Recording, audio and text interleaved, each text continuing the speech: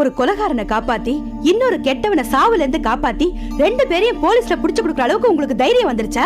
என்னம்மா, எங்க தைரியத்தை பத்தி இப்பதான் உங்களுக்கு தெரியுமா? ஏற்கனவே நாங்க பாகிஸ்தான் தீவிரவாதிகளே புடிச்சு கொடுத்துருக்கோம்ல. ஜனாதிபதி கிட்ட இருந்து பரிசெல்லாம் வாங்கியிருக்கோம். கோதண்ட புள்ளைங்கன்னா கொக்கா ஒரஞ்சா பாரு, அறிவு இருக்கா? சாகசம் செய்யறதுக்குலாம் இன்னும் வயசு இருக்கு. படிக்கிறத விட்டுட்டு ஏன் இப்படி ஊர் பிரச்சனையில எல்லாம் மூக்க நுழைக்கிறீங்க? ஒண்ணு கிடக்க ஒண்ணு ஆயி போச்சுன்னா உங்களை எங்க போய் தேடுவேன், என்ன பண்ணுவேன்?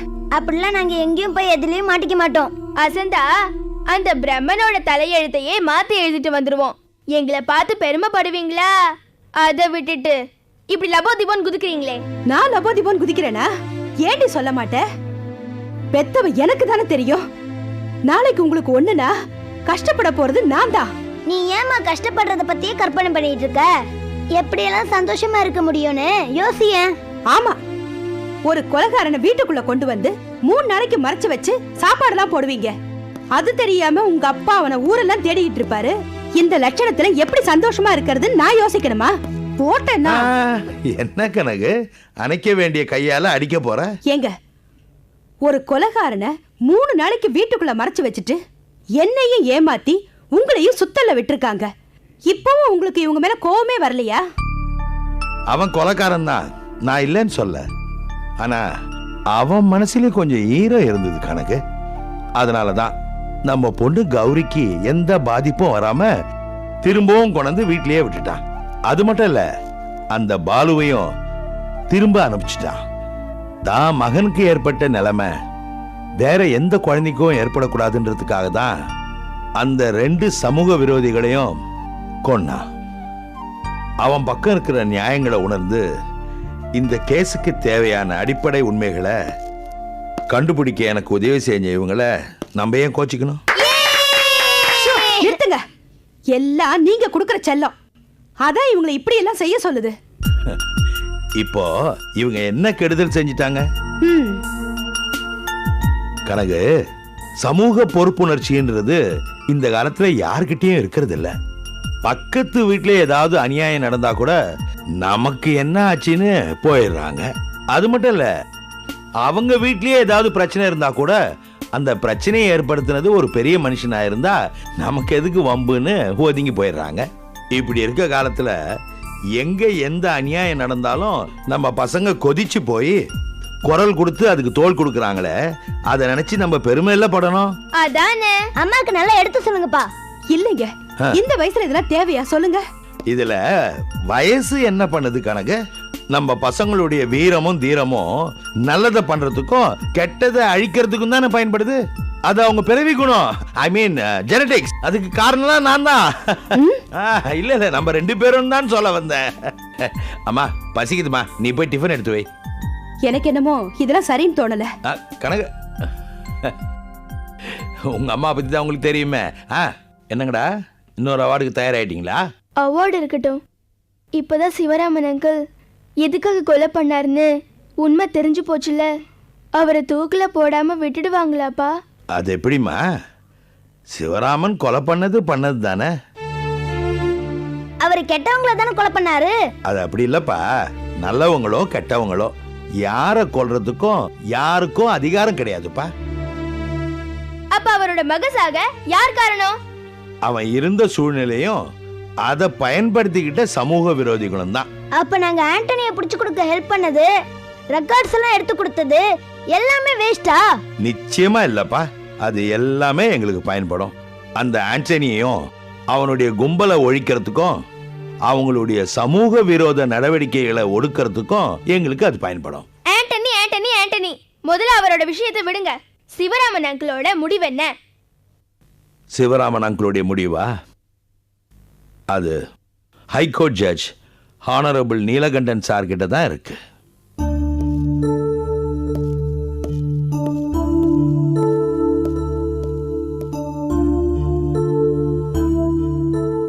High court judge honourable Neelakandan.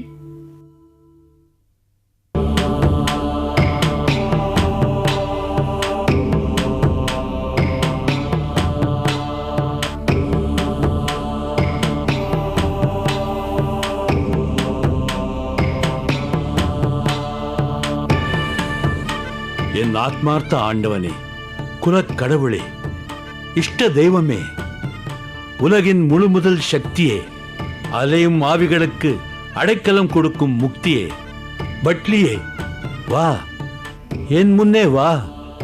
உன் தாழ் வணங்கும் பக்தன் அழைக்கிறேன், வா வா.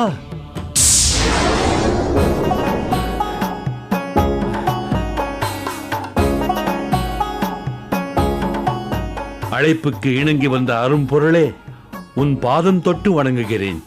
மகிழ்ந்தேன் லீஸ்வான். அழைத்த காரணம் என்ன? வையக நாயகா, உன் அறிவுரைப்படி நடந்து நான் இப்பூத உலகின் மன்னனாகிவிட்டேன்.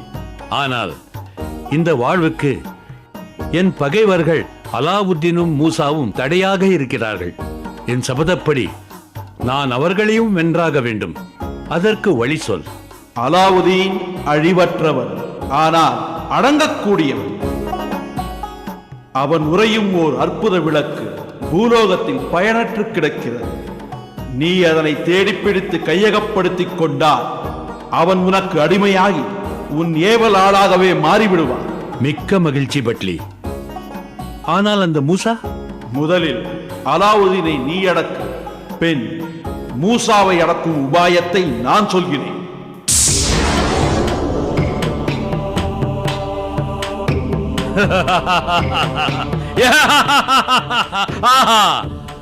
அலாவுத்தீனை அடக்கும் வழி கிடைத்து விட்டது. என் அகம் மகிழ வைக்கும் அற்புத விளக்கே, நீ பூலோகத்தில் எந்த மூலையில் இருக்கிறாய்? இதோ அங்கே என் தேவதூதனை அனுப்புகிறேன்.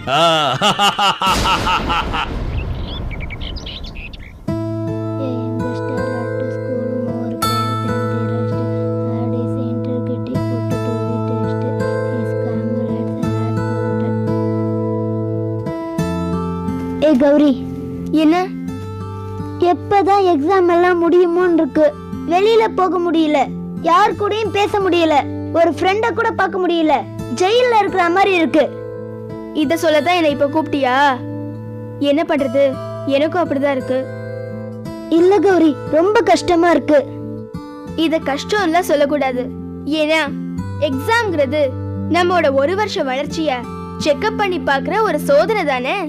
அது என்னமோ உண்மைதான். இருந்தாலும் மைண்டுக்கு ஒரு ரிலாக்ஸ் தேவைப்படுது.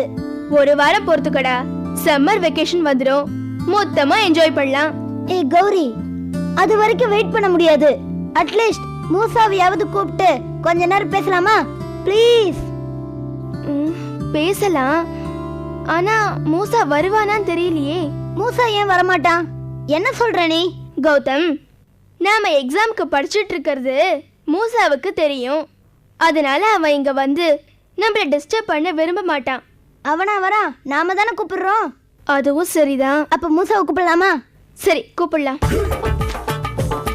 மூசாவா மூசாவா மூசாவா மூசாவா மூசாவா மூசாவா மூசாவா மூசாவா மூசாவா மூசாவா. கௌதம், கௌரி, எக்ஸாம் எல்லாம் நல்லா போயிட்டு இருக்கா?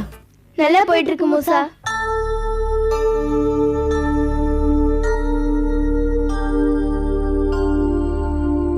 ஏன் மூசா ஒரு மாதிரியா இருக்க? அதெல்லாம் ஒண்ணு இல்லையே. இல்ல மூசா, நான் கூட கவனிச்சேன், நீ ரொம்ப டல்லா இருக்க. சொல்லு மூசா, என்ன பிரச்சனை? அது பிரச்சனையா இல்லையான்னு எனக்கு தெரியல. ஆனா மனசுக்குள்ள ஏதோ ஒரு உள்ளுணர்வு, ஏதோ ஒண்ணு தப்புன்னு மட்டும் சொல்லுது. முதல்ல என்ன நடந்துச்சுன்னு சொல்லு. சரி, சொல்றேன். மாமன்னர்லி வாழ்க வாழ்க, மாமன்னர்லி வாழ்க வாழ்க, மாமன்னர்லி வாழ்க வாழ்க, மாமன்னர்லி வாழ்க வாழ்க, லீஸ்வான் வாழ்க வாழ்க. அந்த லீ பூதலோக சிம்மாசனத்துல உட்கார்ல, என் நெஞ்சு மேல ஆசனம் போட்டு உட்கார்ந்துருக்கான். என் இனத்தை, மண்ண, மாண்ப வழி வழியா நம்ம முன்னோர்கள் கட்டி காத்து வந்த நம்ம பூதகுல பாரம்பரியத்தையே அந்த லீ கேவலப்படுத்திட்டான். இனி சட்டம் தண்டனைன்னு நான் இங்கேயே உட்கார்ந்துகிட்டு இருந்தா என் தெய்வம் என்ன மன்னிக்காது. நான் ஒரு இறுதி போருக்கு தயாராயிட்டேன். நான் இப்ப பூதலோகம் கிளம்பணும். அந்த லீயை அழிச்சு என் இடத்தை மீட்டு பூதலோகத்தை காப்பாத்தாம நான் விட மாட்டேன். நான் கிளம்புறேன். பூதலோகத்தை காப்பாத்தணும்னு இப்ப நீங்க போன போது மைதினி எப்படி அரச சபையில அரசரா இருக்க முடியும்? அப்ப நான் சொன்னதை நீங்க எல்லாம் சந்தேகப்படுறீங்களா? இதான் நடந்துச்சு. உண்மையிலேயே உங்க தாத்தா பூதலோகத்தை போய் பார்த்துட்டு வந்தேன்னு சொல்றாரு. அவர் என்ன பொய்யா சொல்ல போறாரு? அப்படி அவர் பொய் சொல்லியிருந்தாலும் அவர் ஏன் பொய் சொல்லணும்? அதனால அவருக்கு என்ன பிரயோஜனம்? ஒருவேளை நான் பூதலோகம் போக கூடாதுங்கிறதுக்காக அந்த பொய்ய சொல்லிருக்கலாம்ல. அப்படி அங்க ஏதாவது உண்மையிலேயே குளறுபடி நடந்திருந்தா அதை தெரிஞ்சுக்கிட்டு வந்து உங்க தாத்தா சும்மாவா இருப்பாரு? ஆமா அதானே, அதோட அங்கேயே இருந்த அந்த லீயோட ஃபைட் பண்ணிருப்பாரே. உங்க 2 பேருக்கும் ஒரு விஷயம் சரியா புரியல. லீ சாதாரணமான ஆள் கிடையாது, மிகப்பெரிய மந்திரவாதி. பூதலோகத்துக்குள்ள நுழையணும்னாலே அதுக்கு இவனை போல சக்தி உள்ளவங்களால தான் முடியும். அப்படி லீ பூதலோகத்துக்குள்ள நுழைஞ்சு மைதீன் கிட்டயே மோதிருக்கான்னா முடிவு லீக்கு சாதகமா தான் இருக்கும். இது உன்னோட அனுமானம். ஆனா உண்மையில இப்ப அரசனா இருக்கிறது உன் தாத்தா சொன்ன மாதிரி மைதீன் தானே. இந்த விஷயத்த மட்டும்தான் என்னால ஏத்துக்க முடியல. ஏதோ நெருடலாவே இருக்கு. லீ பூதலோகம் வந்திருக்கான், மைதீன் அவனை ரொம்ப நம்புறான். அவனை வச்சு மைதீன் யாகத்தை தொடங்கிட்டாங்கிற வரைக்கும் அப்துல் வந்து எல்லாத்தையும் என்கிட்ட சொன்னாரு. அதுக்கு பிறகு நாங்க மாய கண்ணாடியில பார்த்த போது லீ முடிசூட்டிக்கிட்டான். ஆனா தாத்தா போய் பார்க்கும்போது மைதீன் மறுபடியும் அரசனா இருக்கான், லீ சிறைக்குள்ள இருக்கான். இதுக்கிடையில ஏதோ நடந்திருக்கு. அது என்ன? இதான் என்னோட கேள்வி. என்ன நடந்தா என்ன? உனக்கு மைதீனும் எதிரி, லீயும் எதிரி. இதுல யார் அழிஞ்சா உனக்கு என்ன? எது நடந்தாலும் உனக்கு லாபம் தானே மூசா? இல்ல கௌதம், எது நடந்தாலும் எனக்கு லாபங்கிறத விட என்ன நடந்ததுன்னு தெரியாம போனா அது எனக்கு மிகப்பெரிய நஷ்டம். நான் ஒன்னு சொல்லட்டுமா மூசா? நீ இங்க இருந்து இப்படி புலம்புறத விட நேரா பூதலோகத்துக்கு கிளம்பி போய் அங்க என்ன நடந்திருக்குன்னு நேர்ல பாத்துட்டு வந்துறேன். ஆமா, நானும் பூதலோகம் போலான்னு தான் யோசிச்சுக்கிட்டு இருக்கேன். சரி, நான் பூதலோகம் போயிட்டு வந்து உங்களை பாக்குறேன். நான் சொன்ன விஷயத்த மனசுல போட்டு குழப்பிக்காம ஒழுங்கா எக்ஸாமினேஷன்ல கான்சென்ட்ரேட் பண்ணி எக்ஸாம் நல்லா எழுதுங்க. ஓகே, நான் வரேன். பை.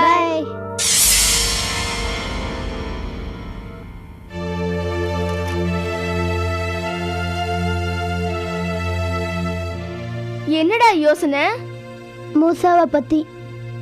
மூசா என்ன சொல்லிட்டு போனா? எக்ஸாமினேஷன்ல கான்சென்ட்ரேட் பண்ணி என்ன பத்தின விஷயங்கள்ல மனசுல வச்சுக்க கூடாதுன்னு சொன்னால. ஒழுங்கா படி.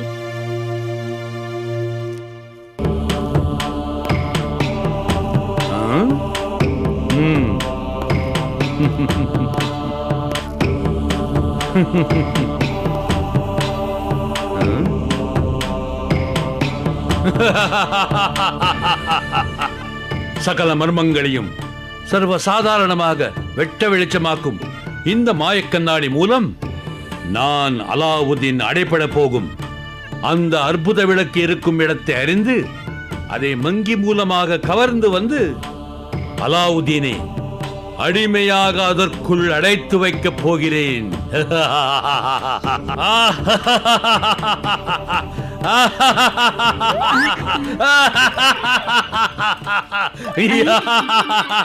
இவருக்கு என்ன மரகர கலந்து போச்சா? இப்படி அடிக்கடி தனியா நின்று சிரிச்சுக்கிட்டே இருக்காரு. குருவே, வாமங்கி, நானே உன்னை அழைக்கலாம் என்று நினைத்தேன். அப்படியா? என்ன விஷயம்? எதற்காக என்ன அழைக்கணும்னு நினைச்சீங்க? ஒரு முக்கியமான வேலையா பூலோகத்தில் உள்ள சென்னைக்கு உன்னை அனுப்ப போறேன். ஐயோ, சென்னைக்கா? நான் போக மாட்டேன். ஏன்? அங்க மாயா மூசாவெல்லாம் இருப்பாங்க. என்ன அவங்க கிட்ட மாட்டி விடலான்னு பாக்குறீங்க? நான் போக மாட்டேன். மடையா, நான் போய் உன்னை மாட்டி விடுவேனா? எனக்கு உனக்கு என்னடா பகை? இத பாரு, நான் உன்னை சும்மா அனுப்ப போறதில்ல. உனக்கு சில சிறப்பு சக்திகளை கொடுத்து அனுப்ப போறேன். அப்படி அங்க என்ன வேலை? அப்படி வா வழிக்கு. நான் இப்போ இந்த மாய கண்ணாடியில் உனக்கு ஒரு விளக்கை காட்ட போறேன். நீ போய் அந்த விளக்கை எடுத்துட்டு வர போற. இவ்வளவுதானா? நான் கூட ஏதோ ரொம்ப கஷ்டமான வேலையா இருக்கும்னு நினைச்சேன். இது கஷ்டமான வேலை இல்ல மங்கி, தந்திரமான வேலை. பேசாம இந்த மாய கண்ணாடியை பார். உள்ளதை உள்ளபடி காட்டும் மாயக்கண்ணாடியே, அந்த அலாவுதீனை அடிமைப்படுத்தும் அந்த அற்புத விளக்கு இருக்கும் இடத்தை காட்டு.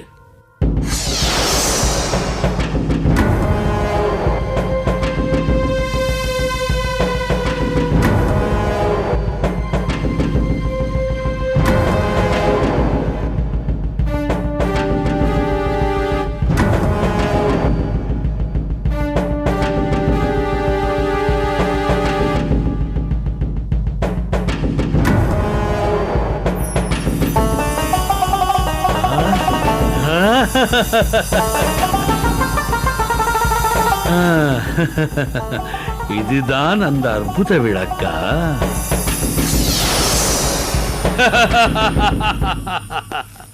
இப்போது இந்த மாயக்கண்ணாடியில் பார்த்தாயே, அதுதான் நீ எடுத்துக்கொண்டு வர வேண்டிய விளக்கு. அவன் வீட்டுல இருக்கிற விளக்க நான் எப்படி திருட சொல்றீங்களா? நீ திருடுவதெல்லாம் வேண்டாம். இந்த விளக்கை வைத்திருக்கிறானே வெங்கி, அவன் ஒரு லூசு. அவன் கிட்ட போய்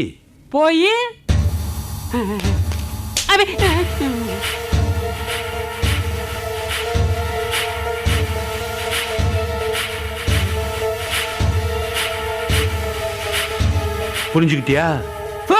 இவ்வளவுதானா? விடுங்க குருவே, விளக்கோட வர்றேன். டேய் இருடா. பூலோகத்துல நீ எங்கேயாவது மாட்டிக்கிட்டேன்னா மாயமா மறையிற மந்திரத்தை நான் உனக்கு சொல்றேன். எனக்கு எதுவும் தேவையில்லை. சரி, எதுக்கு இருக்கட்டும், கொடுங்க. சுய் முய் சுய்மா, சுய் முய் கொய்மா.